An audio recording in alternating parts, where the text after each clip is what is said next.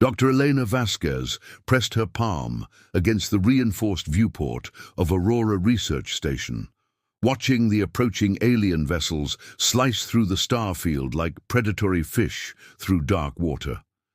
The station hung in orbit around Kepler 442b, its rotating rings generating artificial gravity, while massive solar collectors fed power to the xenobiology labs below. Dr. Vasquez to Medical Bay 7, the station's AI announced. Priority alert. Eleanor's heart raced as she navigated the curved corridors.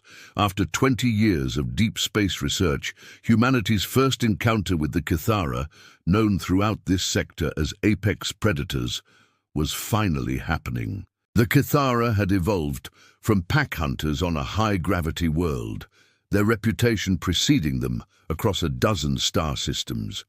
The medical bay doors slid open with a whisper.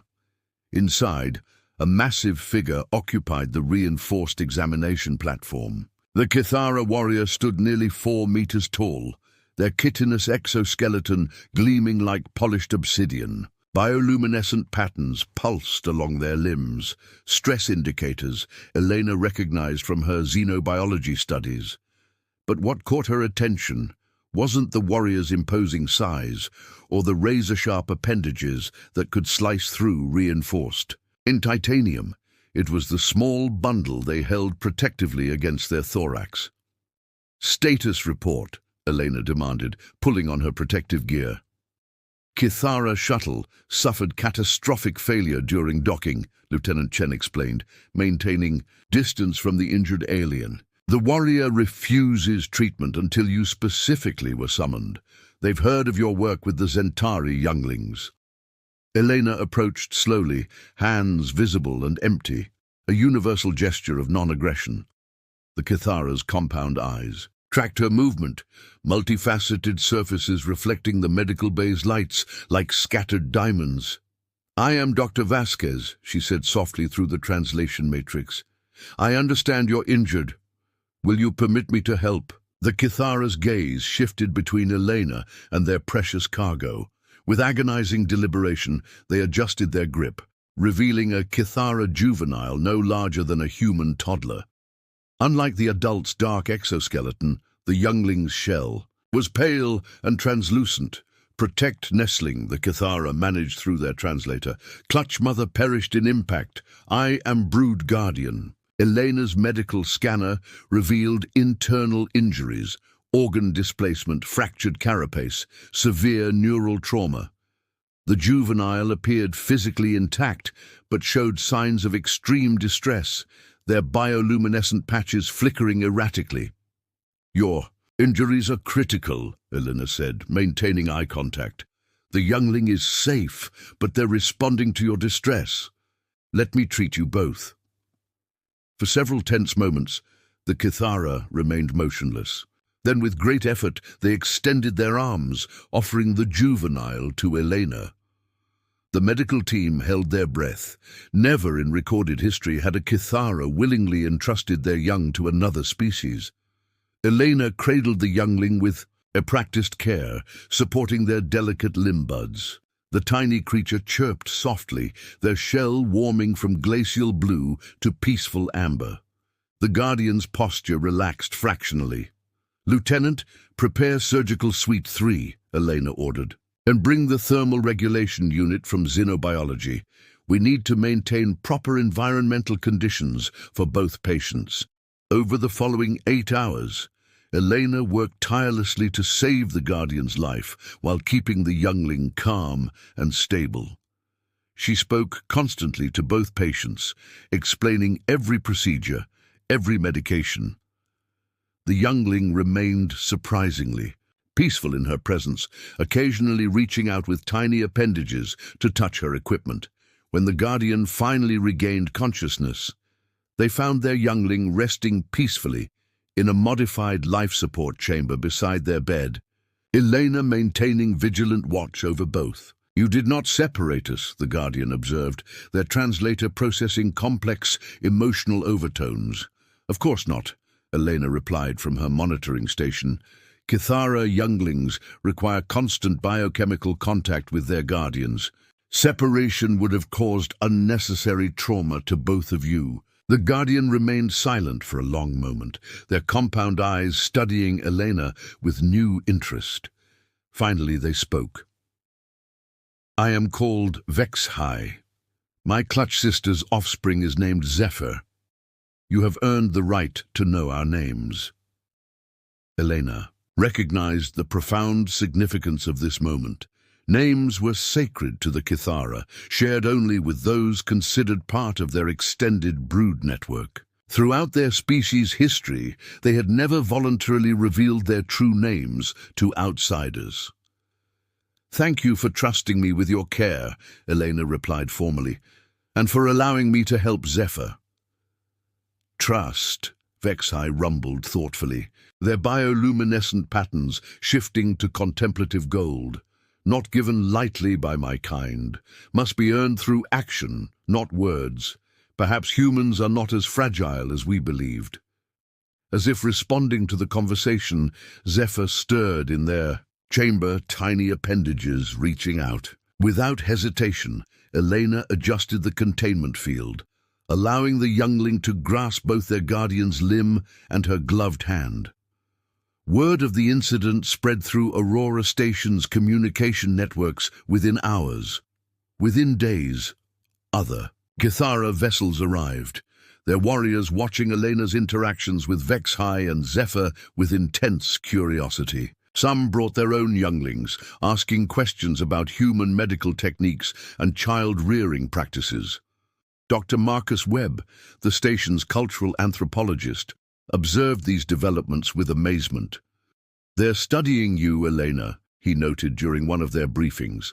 Every gesture, every interaction. You've become their test case for human trustworthiness. Elena nodded, watching through the observation window as Zephyr took their first tentative steps between herself and Vexhai weeks later. The younglings' shell had darkened to a healthy bronze, their movements growing more confident each day. A bridge has been built, she mused, not through displays of force or complex negotiations, but through the simple act of caring for a child in need. Captain Sarah Morrison, Aurora Station's commanding officer, joined them at the observation window. The Galactic Council is requesting detailed reports. Apparently 3 more species have expressed interest in establishing diplomatic contact, all because they heard about what happened here. Elena smiled as she watched Zephyr playfully chase bioluminescent patterns projected by the station's holographic systems. Their guardian, Vexhai, clicking in what she had learned was Kithara laughter. Sometimes the strongest bonds are forged, not in the heat of battle, she reflected, but in the quiet moments of healing and growth. Humanity has made its first real connection with the Kithara, not through strength of arms, but through strength of compassion.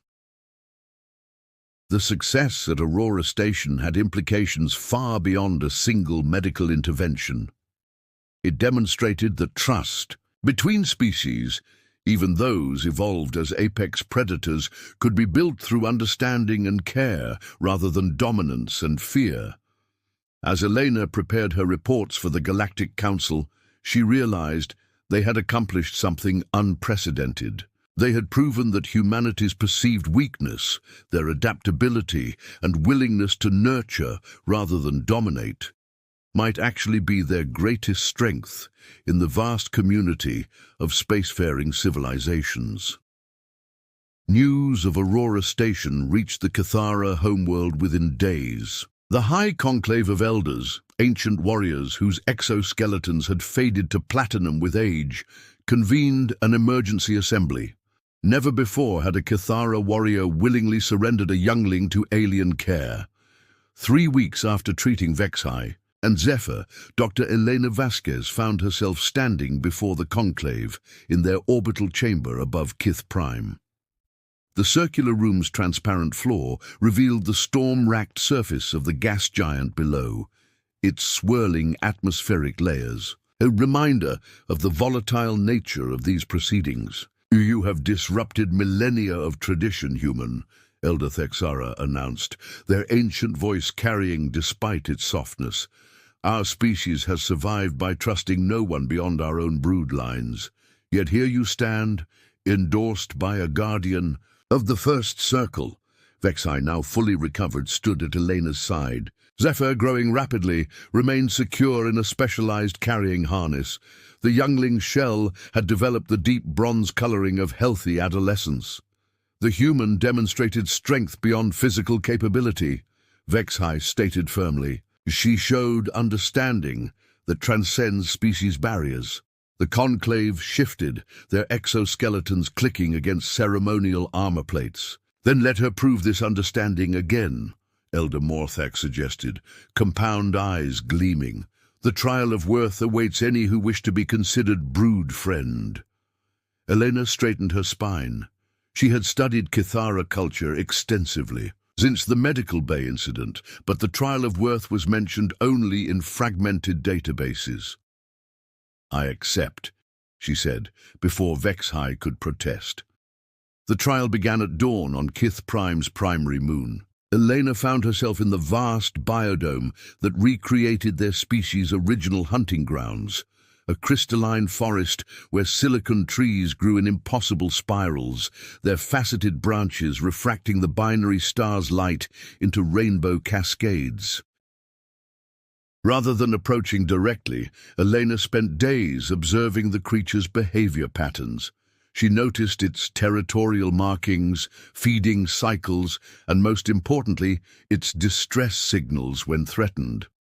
When she finally moved closer, she carried no weapons or technology, only her knowledge and patience. The Razorwing charged her repeatedly, but Eleanor held her ground each time, mimicking the submissive postures she'd observed in younger specimens. On the fourth day, exhausted but determined, she found herself face to face with the magnificent creature. The Razorwing lowered its massive head, allowing her to touch its crystalline crest, a sign of acceptance that drew murmurs of approval from the watching conclave. The second trial proved even more challenging. The egg clutch belonged to a mated pair of voidhawks, flying predators that made Earth's eagles seem gentle. For 6 days and nights, Elena defended the nest against waves of egg-stealing creatures, using her knowledge of behavioral biology to anticipate attacks and set up natural deterrents. She even recruited the Razorwing she had befriended to help. Guard the clutch. When the eggs finally hatched, the Voidhawk parents returned to find not only their offspring safe, but thriving. To everyone's amazement, they allowed Elena to approach the hatchlings, a privilege normally reserved for their own species. The final trial tested her understanding of Kithara culture through complex social scenarios, each examining her grasp of their concepts of honor, brood bonds, and collective survival. In this scenario, why did you choose to challenge the dominant warrior rather than accept their authority? Elder Morthak demanded, after one particularly intense simulation. "Because they were wrong," Eleanor replied firmly. "Kithara tradition values strength, yes, but strength in service of protecting the brood. The dominant warrior was acting for personal glory, risking the youngling's safety. No tradition should supersede the protection of the next generation." The chamber fell silent. Then, incredibly, Elder Thexara began to laugh, a harmonious clicking that seemed to resonate through the crystal walls.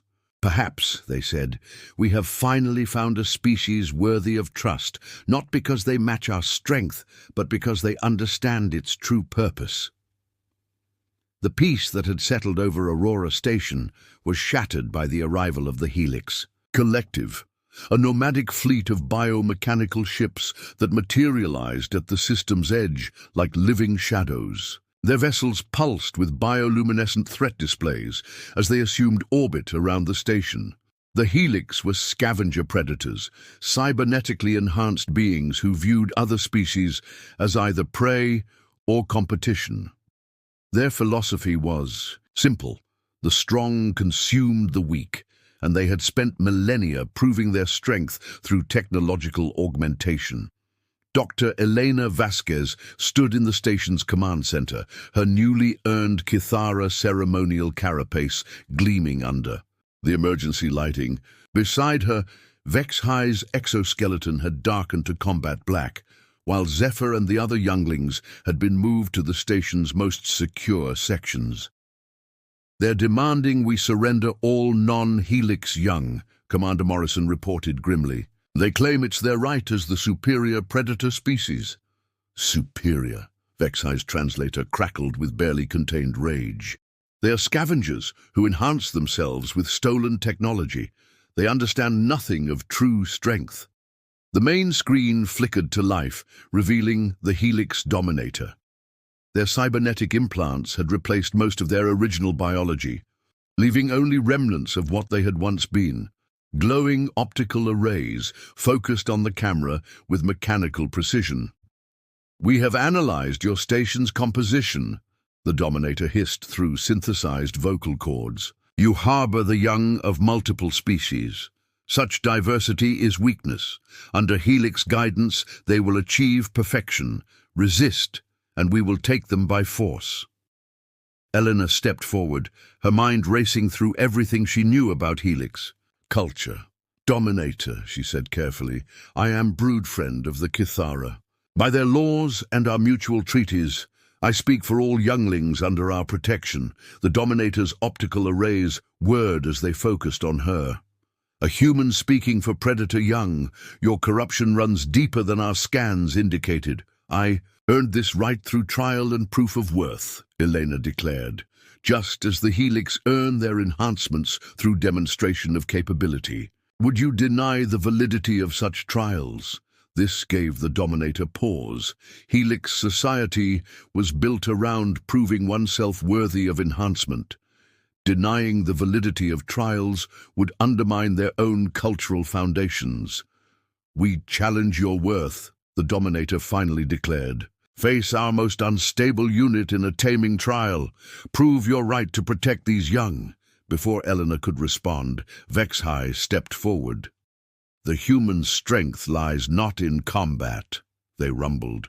"Her power is in understanding, in healing, in bringing together those who would otherwise be enemies.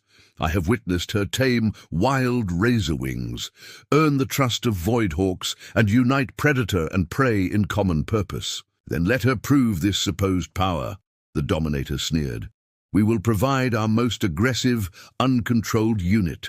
If she can stabilize it without technology, without force, we will reconsider our position." Hours later, Elena found herself in one of the station's largest cargo bays, hastily converted into a controlled environment. The Helix unit they brought was barely adolescent, but already heavily augmented. Its organic components were wild with fear and aggression, movements erratic and painful to watch. "The enhancements are rejecting," Elena murmured, her medical training engaging automatically. "They implanted them before biological maturity. The body's fighting the foreign systems. It's in constant pain." The young Helix charged, cybernetic limbs giving unnatural speed. Instead of dodging, Elena held her ground, remembering her lessons with the razor wing. She kept her posture open, non-threatening, even as razor-sharp appendages stopped centimeters. From her throat, "I know you're suffering," she said softly. "The implants burn, don't they? Your organic systems are rejecting them, but you're fighting too, trying to prove you're strong enough, worthy enough." The young Helix froze, its remaining organic eye widening. No one had ever acknowledged its pain before. "I can help," Elena continued, slowly reaching out. "Not by changing you, but by helping your body adapt to what's already there. You don't need more enhancement to be worthy." For the next several hours, Elena worked with the young Helix, teaching exercises to help. Organic and cybernetic systems work in harmony rather than opposition. Gradually, the wild look faded from its eye, replaced by cautious curiosity, when it willingly sat beside her, allowing examination of its implants without restraint. The watching Helix collective fell silent. Their young unit spoke with steady voice for the first time. The human speaks truth. She brings not weakness, but understanding. My systems no longer conflict. The Dominator's expression, what remained visible behind the machinery, was unreadable. Perhaps we have misunderstood the nature of strength. Our young suffer during enhancement, yet we never considered alternatives might exist. 6 months after the Helix incident, Aurora Station had transformed into something unprecedented in galactic history. What began as a research outpost had evolved into the galaxy's first interspecies sanctuary, a place where the young of former enemies learned to see strength in diversity rather than dominance. Dr. Elena Vasquez stood in the station's new central observatory, watching the remarkable scene unfolding in the expanded nursery complex below. Kithara younglings practiced coordination exercises with young Helix, their natural grace combining with enhanced precision. In temperature-controlled pools, aquatic meridian spawn swam alongside human children, their bioluminescent communication creating synchronized patterns of joy. The Council of Elders still struggles to comprehend what they're witnessing, Vexhai commented, approaching with Zephyr balanced on their shoulder. The once tiny youngling had grown significantly, their exoskeleton now displaying the deep bronze of healthy adolescence. Sometimes I can barely believe it myself, Eleanor admitted. A year ago, most of these species wouldn't share the same solar system. Now look at them. The nursery's success had sparked a revolution in interstellar relations. Species that had evolved as predators and prey were learning coexistence, their young leading the way. Elena had discovered that the key was starting early, before ancient prejudices and instinctive fears could take root. Guardian Vasquez, a young Helix apprentice, called, hurrying over. Like many of the newer generation, they had chosen minimal augmentation, developing natural abilities first. The first batch of crystalline eggs show signs of imminent emergence. The crystallines were the latest species to join their growing community, ancient rivals of the Helix. They were silicon-based beings whose young emerged from geometric egg formations. Their decision to entrust their eggs to the nursery had been controversial, but success with other species had convinced them to attempt cooperation.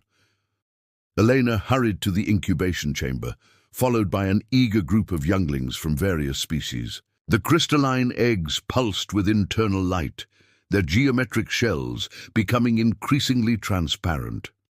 Through the faceted surfaces, they could see infant forms unfolding like living fractals. Everyone remember our discussions, Elena reminded. The watching children. Crystalline hatchlings are extremely sensitive to emotional resonance. They need to feel welcome and safe. The younglings needed no further instruction. Human children began humming a welcome melody they had composed for this moment. Kithara younglings added their harmonic clicks, while young Helix generated low-frequency vibrations through their vocal modulators. The combined effect created a resonance pattern that seemed to encourage the emergence process. One by one, the geometric shells dissolved, revealing iridescent, crystalline infants. Their faceted bodies caught the chamber's light, casting rainbow patterns across the walls. To everyone's amazement, the hatchlings immediately began echoing the welcome song, their bodies chiming like crystal wind instruments. They show no fear response, the crystalline ambassador whispered, their own geometric form vibrating with emotion. Throughout our history, hatchlings emerge prepared for conflict, but they feel no need for defensive protocols.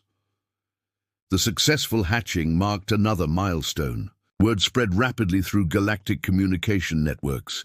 If predatory Helix and crystalline beings could raise their young together, any cooperation was possible. Under Elena's guidance, they developed new protocols for cross-species care and education.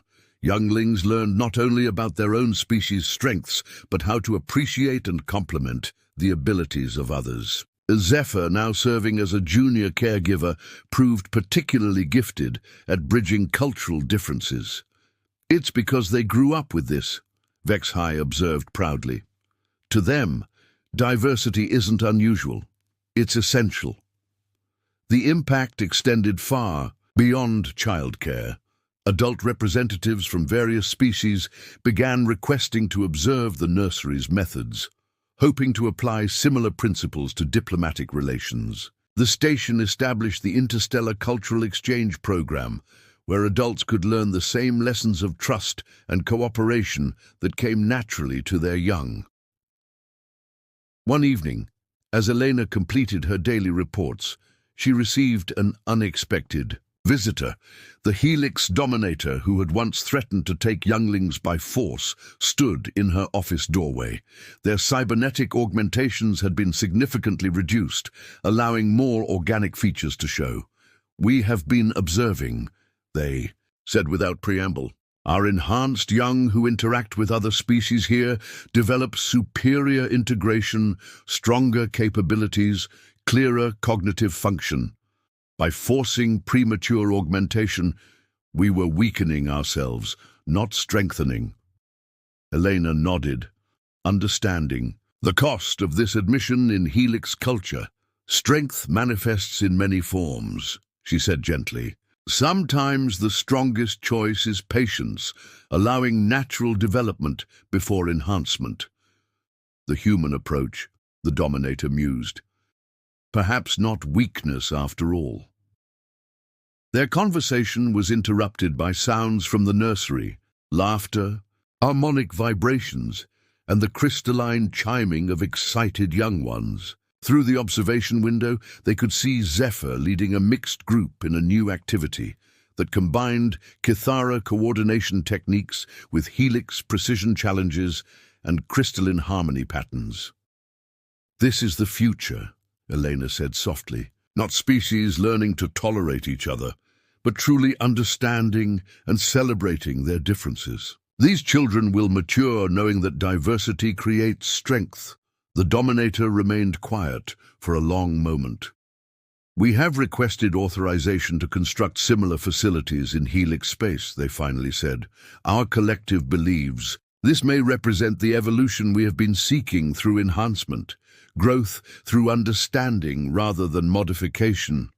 Years later, Elena stood in the vastly expanded Aurora station, watching graduates of that first crisis nursery assume leadership roles in the galactic community. Zephyr had become the first non-human director of the Interstellar Cultural Exchange Program. Human children who had served as caregivers during emergencies had grown into respected xenobiologists, diplomats, and teachers.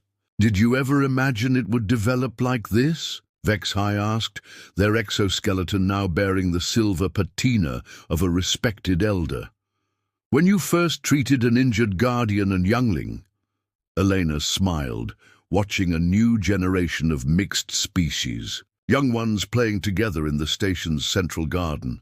"I hoped," she said, "but reality exceeded anything I could have imagined. We didn't just earn trust, we created an entirely new understanding of strength. In the end, humanity's greatest contribution to galactic society wasn't advanced technology or military capability. It was the demonstration that true strength lies not in dominance, but in the ability to care, to adapt, and to bring out the best in others. The predators learned to trust, the prey learned courage, and together they built something greater than any single species could achieve alone."